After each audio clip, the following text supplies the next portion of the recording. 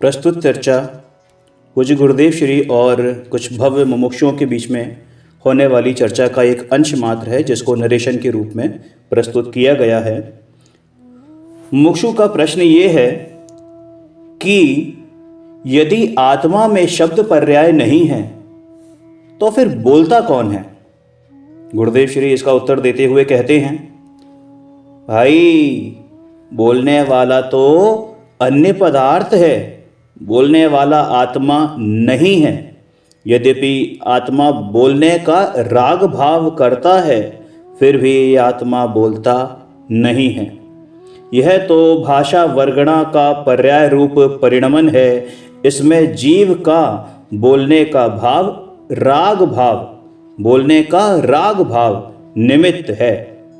ध्वनि जो सुनाई पड़ती है ना, वह तो जड़ की पौद्गलिक पर्याय है, चाहे वो भगवान की दिव्य ध्वनि ही क्यों ना हो, लेकिन यह कथन भी व्यवहार का कथन है। वास्तव में तो भगवान का आत्मा दिव्य ध्वनि का कर्ता नहीं है। अरे दिव्य ध्वनि तो स्वयं के कारण अपने ही जन्म क्षण में होती है। भाषा वर्गणा की उस समय उस पर्याय रूप परिणमन करने की अपनी योग्यता है और भव्य जीवों का भाग्य का उदय है। उसके कारण ही वह उस पर्याय रूप परिणमन करती है। भविभागन वच जोगे वशाय। इस आत्मा को शाश्वत सुख रूप धर्म किस प्रकार प्रकट हो, इसकी बात यहाँ चलती है।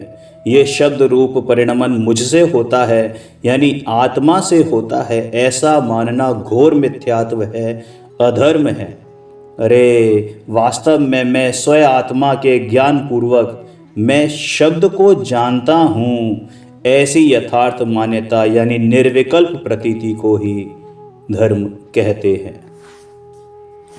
फिर यहाँ पर प्रश्न किया कि यदि ज्ञान शब्द का करता है, ऐसा कथन तो धवला ग्रंथ में आता है और आपने कहा कि ये बात सत्य नहीं है, तो किस अपेक्षा से यहाँ बात करी गई है। गुरुदेव ने जवाब दिया, आप बिल्कुल ठीक कहते हो भाई, वहाँ तो ज्ञान का निमित्तपना बताने के लिए ऐसा कथन किया गया है। वास्तव में ज्ञान शब्द की पर्याय का कर्ता नहीं है। शब्द की पर्याय के काल में ज्ञान उसमें निमित्त है, इसलिए व्यवहार से उपचार से ज्ञान शब्द का कर्ता है, ऐसा कहा है। वास्तव में कर्ता नहीं है। देखो षटखंडागम, धवला ग्रंथ आदि, ये इनमें जो कथन करे गए हैं वो निमित्त प्रधान कथन करे गए हैं, मूलतः मुख्य तौर पर, है ना।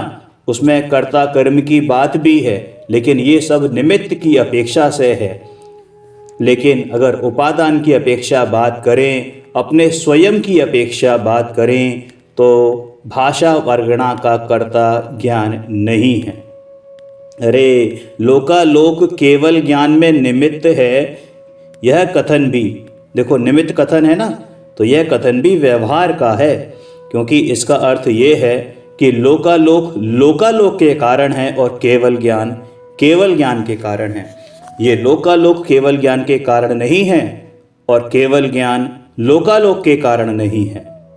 अरे केवल ज्ञान की पर्याय का परिणमन लोकालोक से निरपेक्ष स्वयं स्वतंत्र है और लोकालोक का अस्तित्व केवल ज्ञान से निरपेक्ष स्वयं स्वतंत्र है। केवल ज्ञान लोकालोक को जानता है, ऐसा कहना भी असद्भुत व्यवहार का विषय है। वास्तव में तो केवल ज्ञान स्वयं को ही जानता है। कलश टीका 271 में आता है ना कि मैं ज्ञायक हूँ और 6 द्रव्य मेरे ज्ञेय हैं। ऐसी बात नहीं है कि बात तो ये है कि मैं स्वयं ही ज्ञाता हूँ, स्वयं ही ज्ञान हूँ और स्वयं ही ज्ञेय हूँ। पूर्ण डेमोक्रेटिक, पूर्ण गणराज्य है, अरे स्वराज्य है। यहाँ भी कहते हैं कि शब्द की पर्याय का ज्ञान आत्मा में स्वयं के कारण से होता है, न कि शब्द के कारण से। समझ में आया।